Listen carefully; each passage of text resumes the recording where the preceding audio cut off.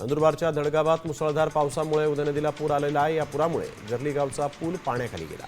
तसंच पुलावरून पाणी जात असल्यामुळे दोन्हीकडील वाहतूक ठप्प झाली।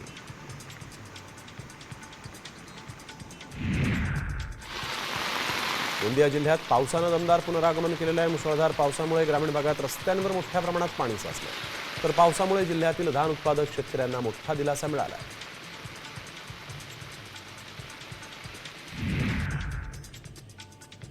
गंगापूर धरणातून 3000 क्युसेकनं पाण्याचा विसर्ग सुरू आहे आणि त्यामुळे गोदावरीच्या पाणी पातळीत मोठी वाढ झाली आहे। रामकुंड गोदाघाट परिसराला गोदावरीच्या पाण्याचा वेढा पडलेला आहे। नदीकाठच्या नागरिकांना सतर्कतेचा इशारा देण्यात आलेला आहे।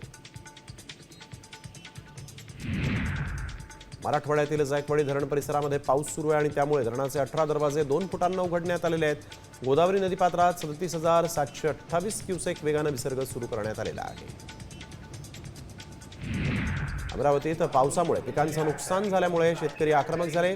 वायगाव दगडागड येथील शेतकरी भातुकली तहसील कार्यालयावर जाऊन धडकले। मुसळधार पावसामुळे हातातोंडाशी आलेला शेतकऱ्यांचा घास हिरावल्यामुळे सरसकट नुकसान भरपाई द्या अशी मागणी शेतकऱ्यांनी।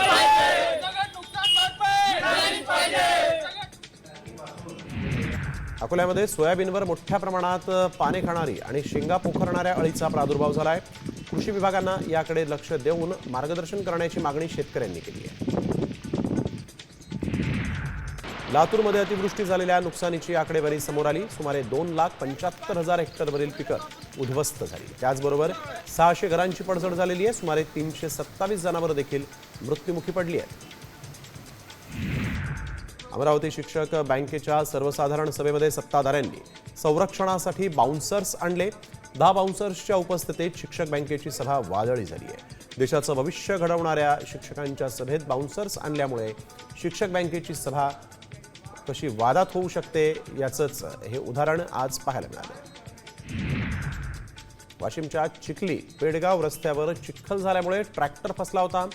शेतरस्त्यांचे प्रश्न सोडवण्यासाठी महसूल प्रशासनाकडून शिबिरं घेतली जातात, मात्र चिखलीत रस्ता अपूर्ण असल्यानं शिबिर केवळ देखावा तर ठरत नाही ना, असा प्रश्न शेतकऱ्यांनी उपस्थित केला। आता isakal.com आहे देशातील नंबर 1 ची मराठी न्यूज वेबसाईट। प्रत्येक अपडेटसाठी isakal.com ला नक्की भेट द्या।